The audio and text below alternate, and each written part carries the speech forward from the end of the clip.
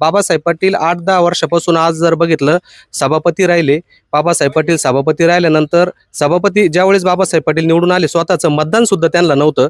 आमच्या हिंगोली गावाने त्यांना या ठिकाणी पहिली मिरवणूक हिंगोलीने काढली. मानसपुत्र म्हणून बाबासाहेब पाटील जगताप यांना घेतलं. परंतु जर त्या तुलनेने न्याय बाबासाहेब पाटील जगताप यांनी आमच्या हिंगोली गावाला दिला नाही आणि पंचकृषीला दिलं नाही. बाबासाहेब पाटील जगताप यांचं एक जरी काम आमच्या इथं एखादी विहीर दिली किंवा एखादं काम जरी दाखवलं तर मी तुम्हाला ते मला काम दाखवू, एकही काम झालं नाही. जे काय कामं तुम्हाला आता सांगितले ही आमदार साहेबांनी केलेली कामं आहे.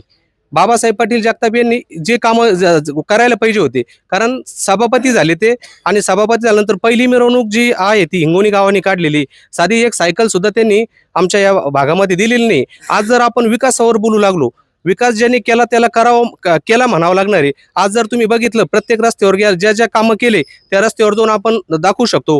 हे काम पंकज भाईंनी केलं, हे काम पंकज भाईंनी केलं. तसं बाबासाहेब पाटील जगताप यांनी हे काम केलं असं काही आम्हाला दिसलं नाही. एवढ्या 8 वर्षाच्या काळामध्ये कुठल्याच प्रकारचं एकही काम या ठिकाणी झालेलं दिसलं नाही.